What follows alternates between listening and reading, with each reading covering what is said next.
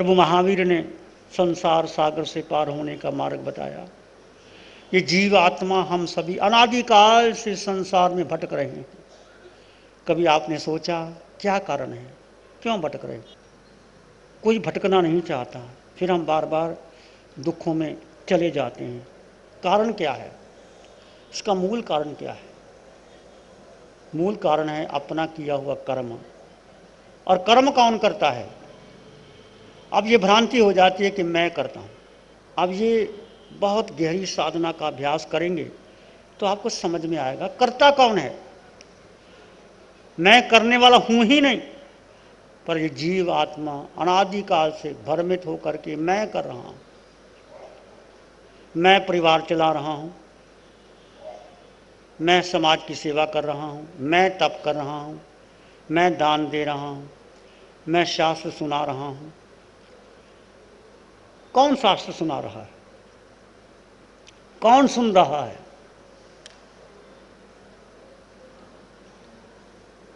बोलो, कौन सुन रहा है? तुम सुन रहे? आप भेद ज्ञान करो। कौन सुनता है? शरीर और शरीर की पांचों इंद्रियां। मुख से आवाज आई, आपके कानों ने सुनी, सुन करके आपने उसका पालन किया या नहीं किया, क्रिया की प्रतिक्रिया, ये सारा विषय शरीर का है। और हमने मान लिया मैंने शास्त्र सुना, मैंने स्वाध्याय किया, मैंने ध्यान किया, मैंने तप किया, मैंने दान दिया। ये सब क्या है? ये सब कर्म बंधन का कारण है। आज हम चर्चा करेंगे आश्रव भावना। आश्रव, आ चारों ओर से श्रव आना, श्रव होना। आश्रव क्या है? 9 तत्व है, जीव, अजीव, पुण्य, पाप, आश्रव, संबर, बंध, निर्जरा और मोक्ष। कर्मों के आने का कारण आश्रव है। जैसे एक तालाब है, तालाब में चारों ओर रास्ते हैं पहाड़ों से पानी आने का। तो पहाड़ों से पानी आता है और वो तालाब के जो छोटे छोटे सुराख हैं या द्वार बने हैं उसमें पानी आ जाता है। और उसको यदि पानी को आप सुखाना चाहें तो कैसे सुखाएंगे? सुखाने के लिए क्या करेंगे? पहले जो पानी आ रहा है, जहां जहां से पानी आ रहा है उसका द्वार क्या करेंगे? बंद करेंगे। आश्रव निरोध, उसको आप बंद करें। आश्रव निरोध हो गया तो संबर की यात्रा शुरू हो गई। संबर में आगे फिर निर्जरा, फिर मोक्ष। बस इतनी सी बात है, पर यही समझ में नहीं आता। जीव निरंतर प्रतिपल प्रति क्षण हम सब जानते हुए भी कर्मों का बंधन किए जा रहे हैं। मनसा वाचा कर्मणा, करना कराना अनुमोदन, 3 कर्म 3 योग, और तीनों कालों में जीव कर्म का बंधन करता आ रहा है। तो क्या कभी आपने सोचा कि ये कर्मों का बंधन मैं रोकूं कैसे? ये कर्म आ कैसे रहे हैं? कर्म चाहे आप शुभ करते हैं अशुभ करते हैं, वो आश्रव के रूप में आ जाते हैं। हिंसा आदि 18 पाप स्थानक, प्राणाधिपात, मृषा, वर्धता, दान, मैथुन, परिग्रह, क्रोध, मान, माया, लोभ, राग, द्वेष, कला, व्याख्यान, प्रशन्य, परिवाद, रति रति, माया, मोसा, मिथ्या दर्शन, छल, 18 पाप स्थानक जो पाप आने का साधन है। और उसके साथ ये पांचों इंद्रियां लग जाती हैं। आंखें दृश्य देखती हैं, दृश्य बहुत अच्छा लगता है, प्रिय लगता है, आंखें उसको बार बार देखना चाहती, बार बार देखना चाहती। आप क्यों जाते हैं घूमने के लिए? आंखें बार बार जाना चाहती हैं। आप क्यों संगीत सुनना चाहते हैं? वो संगीत जो मधुर बार बार सुनना चाहते। नासिका दुर्गंध लेना नहीं चाहती, सुगंध लेना चाहती। जिह्वा बार बार रस परिवर्तन करना चाहती। शरीर सुकुमार रहना चाहता है। तो यदि आप आश्रव का निरोध करते हैं, पहले आश्रव को समझे कि ये कर्म बंधन का मूल कारण क्या है। ये आश्रव, इंद्रियां, योग, कषाय, आश्रव के 5 कारण हैं। मिथ्यात्व, अव्रत, प्रमाद, कषाय, अशुभ योग। ये 5 कारण से व्यक्ति प्रतिपल प्रतिक्षण कर्मों का बंधन करते। अब मिथ्यात्व क्या है? मिथ्यात्व क्या है? असत्य को सत्य मान लेना, सत्य को असत्य मान लेना। जो सत्य है उस तक जाना ही नहीं, असत्य को अपना मान लेना, जीव को अजीव मान लेना, अजीव को जीव मान लेना, ये पहला मिथ्यात्व है। भगवान महावीर की सारी देशना का आधार है जीव अजीव भक्ति। जीव और अजीव दोनों अलग अलग हैं, उनके गुण धर्म दोनों में मिल नहीं सकते।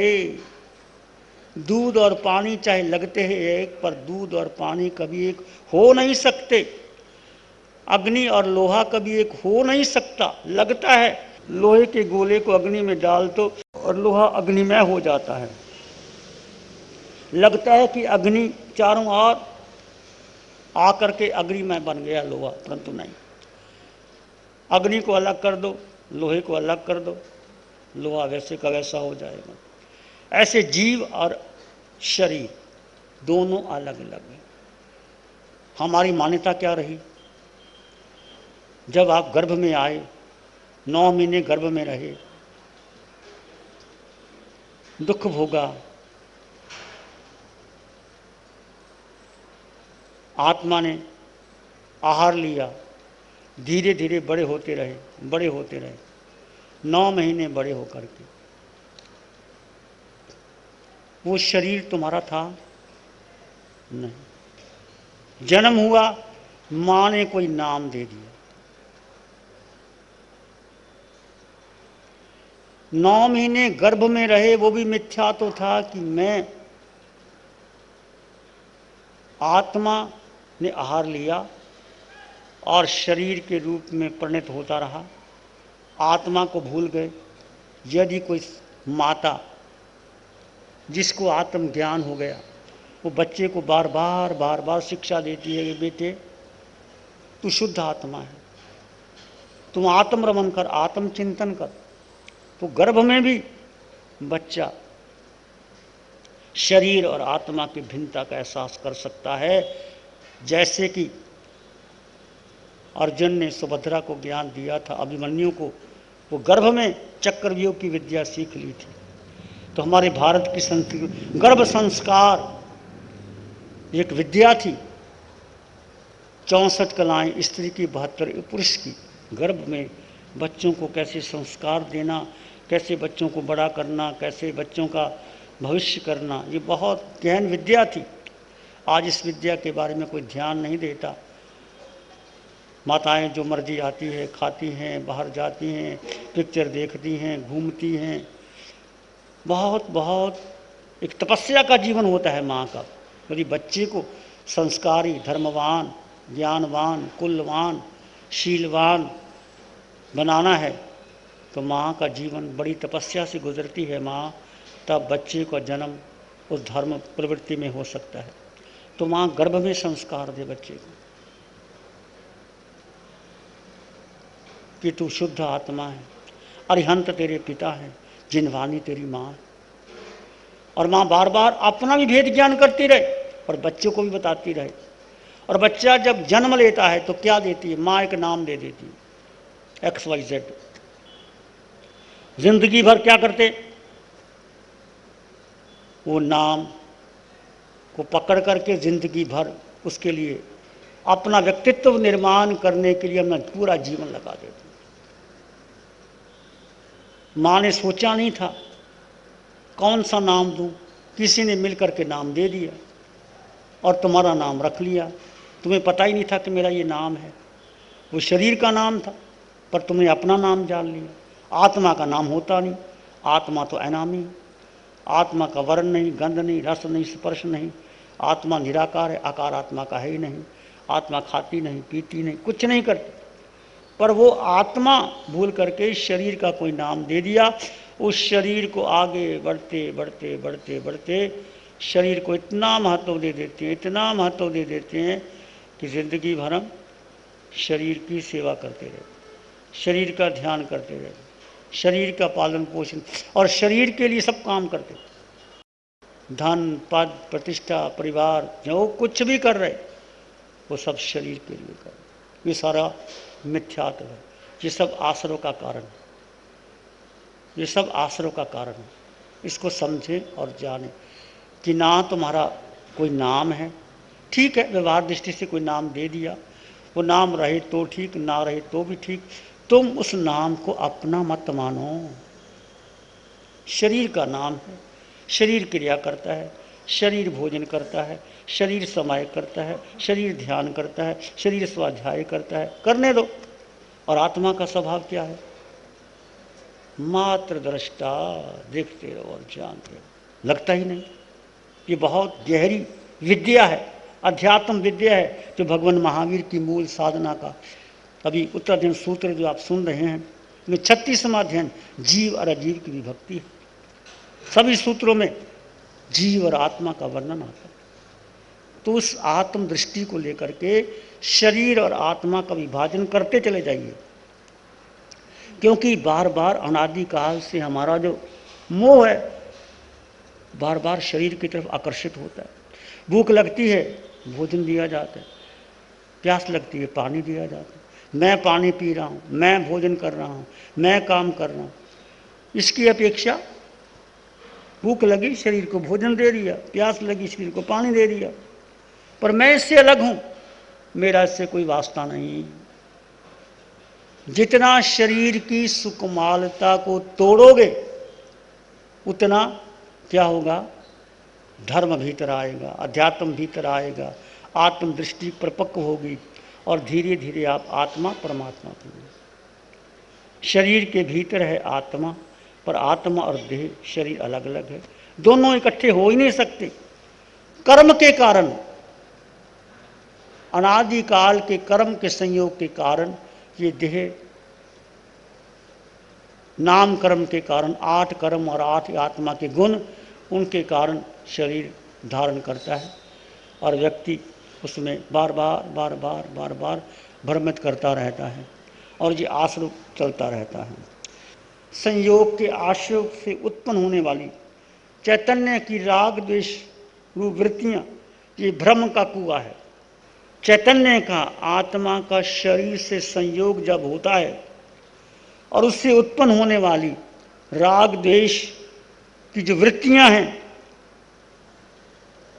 वो व्यक्ति अपने मान लेता है आत्मा के द्वारा। ये भ्रम का कुआं है और आश्रव भ्रम रूप है, दुख स्वरूप है, दुख की कारण है, मलिन है, जड़ है, अशरण है, संयोगों से रहित। भगवान आत्मा परम पवित्र है। संयोग से संसार है और संयोग को हटा दो, संयोग से रहित हो जाओ तो भगवान आत्मा परम पवित्र है, परम शरण है, चैतन्य रूप है, भ्रम रोग को हरण करने वाला, संतोष करने वाला, सुख करने वाला और आनंद रूप ये आत्मा है। अब ये जो संयोग लगता है चित्त वृत्तियों का आत्मा की साथ, जब राग द्वेष के कारण, संयोग के कारण चित्त वृत्तियाँ, ये भ्रम का कुआं बनता है, आश्रय इकट्ठा हो जाता है। आश्रय हो गया तो दुख स्वरूप है, दुख का कारण है, मलिन है, जड़ है, अशरण है। और जब संयोग, जब जैसे आँख ने रूप देखा उसके प्रति जो रागात्मक द्वेषात्मक भाव मत लाओ। कानों ने संगीत सुना, संगीत है, तुम अलग हो जाओ। नासिका ने सुगंध ली, तुम अलग हो जाओ। जिह्वा ने रस लिया, तुम अलग हो जाओ।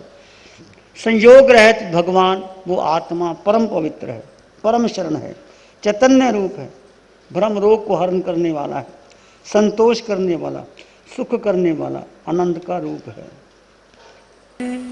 आत्मा और आश्रव किस भेद को नहीं जानता, मोह रूपी मदिरा का पान करना है और दोनों के भेद को पहचान लेना आत्मा का सच्चा ज्ञान है। जो कुछ भी रागाती द्वेषात्मक चित्तवृत्तियां संयोग, देह के संयोग से उत्पन्न होती है, वो व्यक्ति उसको अपना मान लेता है और अपना मान करके मोह रूपी भ्रम में के कुएं में डूब जाता है और मदिरा का पान कर लेता है। इस भेद को जो नहीं पहचानता वह अपने जीवन में आश्रय बढ़ाता रहता है। इस भेद को पहचान लेता है। जैसे आपके मन में किसी को देखा, किसी ने आप सुना, तो हो सकता है आपके भीतर क्रिया प्रतिक्रिया होती है, तुरंत भेद ज्ञान कर लो, ये मैं नहीं हूँ, ये शरीर की वृत्ति है, मैं अलग हूँ, मैं आत्मा ज्ञाता दृष्टा भाव, मैं आत्मा परम शुद्ध। अपने को अलग कर लो, बार बार अलग कर लो, बार बार अलग करो, तो आश्रव आएगा निकल जाएगा, आश्रव आएगा निकल जाएगा।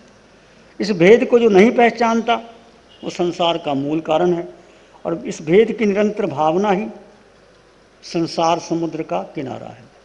ये भेद को समझो, देह और आत्मा की भिन्नता का एहसास करो। यदि ये भेद समझ में आ गया तो जीवन समझ में आ गया।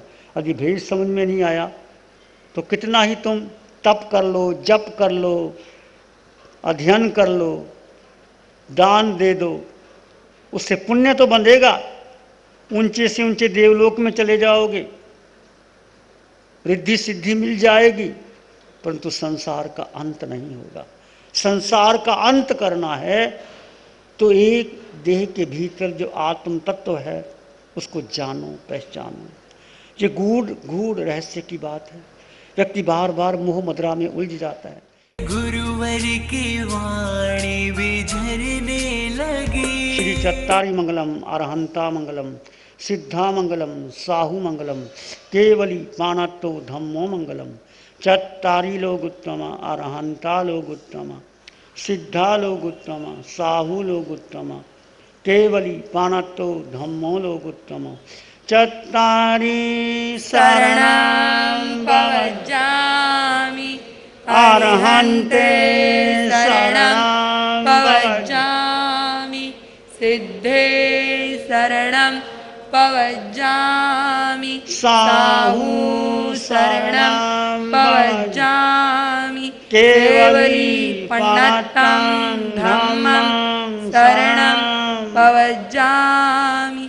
चार शरण दुख हरण जगत में, और ना शरणा कोई होगा।